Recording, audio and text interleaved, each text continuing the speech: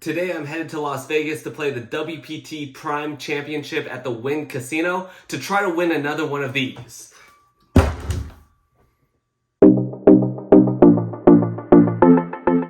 What's going on, guys? Today is day 1B of the WPT World Championship Prime main event. It's a $2 million guarantee, but it's already halfway past there with 2 starting flights to go. So we're looking at probably over $4 million. First place will be a lot of money. And this is a tour that I historically run good on. Let's go.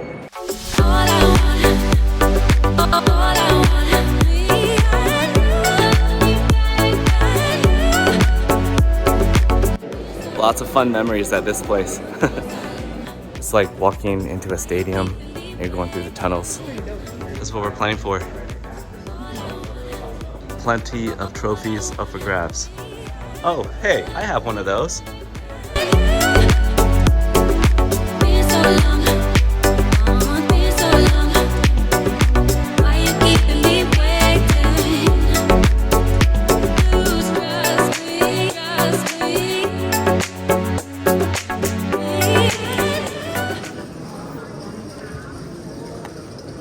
Alright, I'm playing an 1100 WPT Prime event. It is formerly the WPT Deep Stacks Tour, which was rebranded earlier this year to Prime. Here I have Queen 10 offsuit in the big blind. The cutoff opens to 600, the button calls, and I decide to defend, which is pretty standard here. And the flop comes out 10 high. I flop top pair. I check to the pre-flop aggressor, and the cutoff continues with 1.3k, which is about half-size pot. The button folds and action comes back to me. Now, I consider this a fairly weak board, being 10 high, and something that I see often with the population in this spot from the cutoff is that they're continuing and c-betting on weak flops too often. So we want to check raise boards where our opponent is required to continue air hands. Air hands meaning they have like backdoors, so like king, queen, ace, jack, ace, king type hands here. And we want to charge them for value because we flop top pair. And if we get a bad turn card, we just reevaluate. So I raised to 4k and the cutoff called 4k. And the turn is a 7 of clubs, which is actually a really good card for my range in the big blind. So I continue here with 5k and the cutoff gives up. And I win the pot.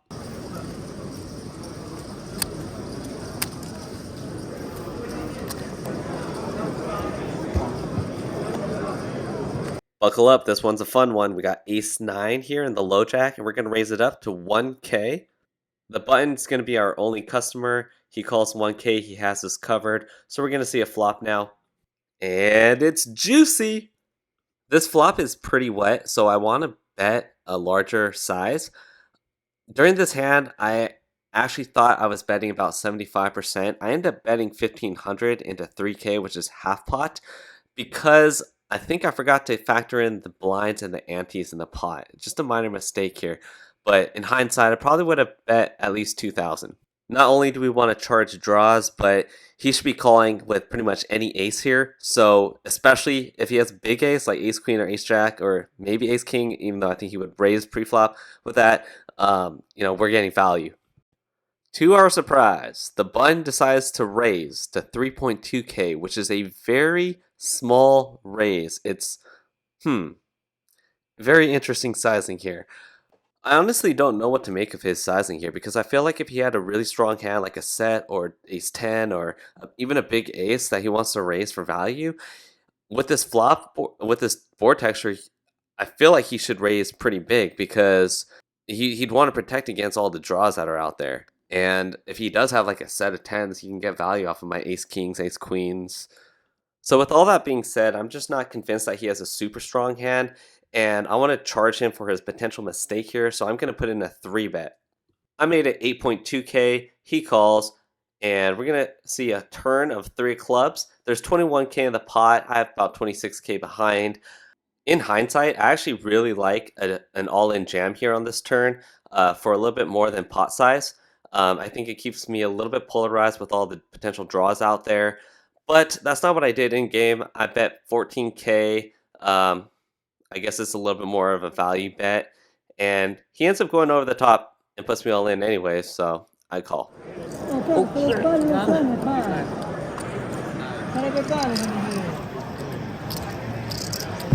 Sam. Nice, Sam. Okay. All right, we're on the first break. It's been a good start. My table's been pretty active, and I'm over 80K, which is over 150 big blinds, which is more than starting.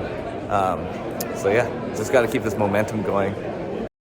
But the momentum does not continue. As you can see, I have kings and ran it into pocket aces for a pretty big pot, and I did not improve, so I lost majority of my stack here.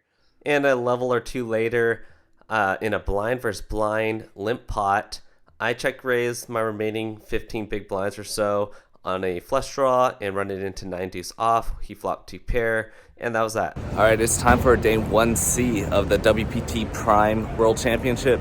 And yesterday I ran up a stack early, but between levels 6 and 9, I just was super card dead, and then finally picked up kings and ran into aces and just never recovered after that. So hopefully today I can run it up. It's gonna be insane. So I think if I do bust, the plan would be to go across the street over there to Resorts World, because they have a 400 event, and I think a lot of people are gonna run over there. So that's today's plan. Guys, I'm with WPT Rolling Thunder champion David Larson from Sacramento. Come back in at what, 7:30? Right up here. Alright, I'm off to a slow start, so it's time to spin this stack up back to a starting stack or better. Here at 200-400, I have ace-3 suited in the small blind. The middle position player is going to raise it up to 800. I call 800, and we're going to see a flop that comes out ace-4. Pretty good flop, but it's one of those flops where I'm either way ahead or way behind. So I check to the aggressor, he checks back. The turn is an 8 of clubs. Again, I check because I'm either way ahead or way behind, and I want to leave his bluffs in. So he now stabs at it for 700 into 2.8k. I make the call. It's a 6 of hearts on the river. I check again to the aggressor. He puts out a bet of 3,000 into 4.2k. Pretty large size bet. I put in the call. Again, this is not a raise, guys, because if I raise, what is he calling me with? He's only calling me with a better ace or a full house, or maybe a straight. So this hand is strictly a bluff catcher right now, and that's exactly what it was. He mucks his hand, and I take down the pot. Poker tournaments have halftime shows now. I guess it's a new thing.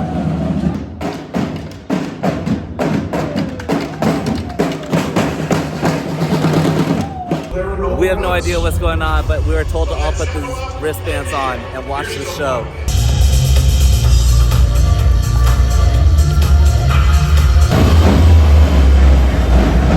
If you lift up your wristbands at the end of the show, we're going to ask you to lift them up.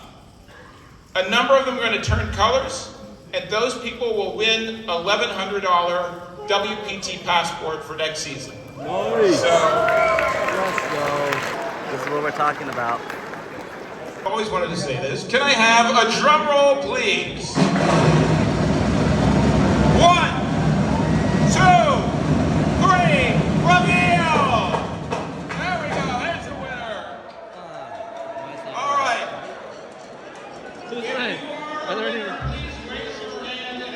Alright, I see one lucky dude over there. And another one behind him. So it's time to spin up a stack here after that interesting halftime show. Gotta admit that was kind of cool, even though it's also kind of unnecessary. The show involved like a lady that crawled inside of a giant balloon and then popped it from the inside, some electric drums, and then the bracelet giveaway and a Mike Sexton tribute and everything. Kind of cool. I definitely appreciate the fact that WPT is showing their appreciation to players. I think they do a better job of that than all the other tours. So yeah, got to give them some credit there. In this hand, I 3-bet from the small blind to 4K. The hijack puts it all in. He has me covered by a little bit. I call, obviously, and he has pocket queens. Queens and kings. Oh, he's got the video out. If the queen comes, it's gonna be good. It's good video at least. Like I said, You'd prefer no to matter fade what, it. it's gonna end with I know. loss. So But I'd at rather least just win. it's better video when the queen comes. It is.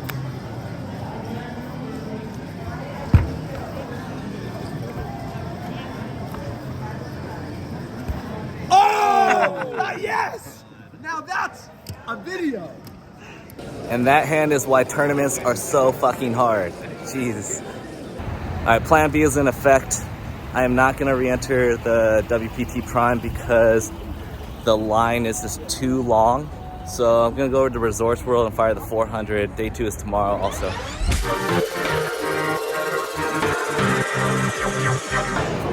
I ran up my stack to 180, but then I doubled up a couple of shorties. So going to dinner break at 124K.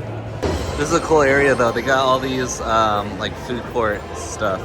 And we all got dreams, we all want things. But what you gonna do for it? How you gonna move for it? What you gonna be? And do you believe you can do anything? But what you gonna do for it? How you gonna move for it? After dinner, the blinds were going up really fast in this tournament, and it became a shove fest. So here I am with a flip, Jacks versus Ace King.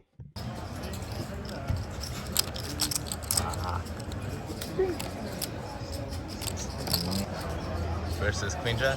And a few hands after that one, I get it in a really good spot. King Jack suited versus Queen Jack suited, all in pre-flop. We just played the same, basically.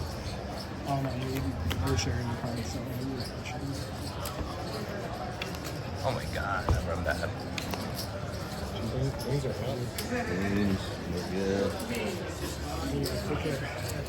That was disappointing. Can't fade 3 outs. Can't fade the ace or the king. Couldn't fade 2 outs in the prime with the queens. Today we're having a Team Pokerbros lunch at X-Pot at the Venetian, and then tonight I'll be flying back home and shutting down for the year.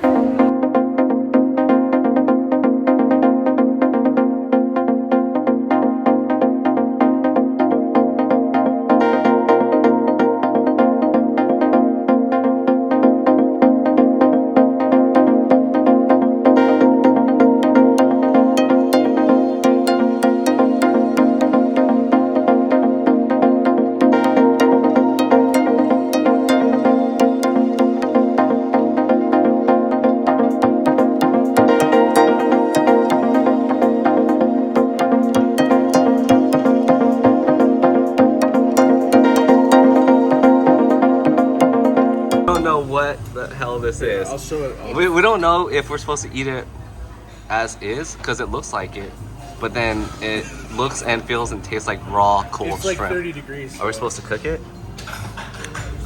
How was it? How was it? It's horrible. Thanks for lunch, Pokerbros. Got it.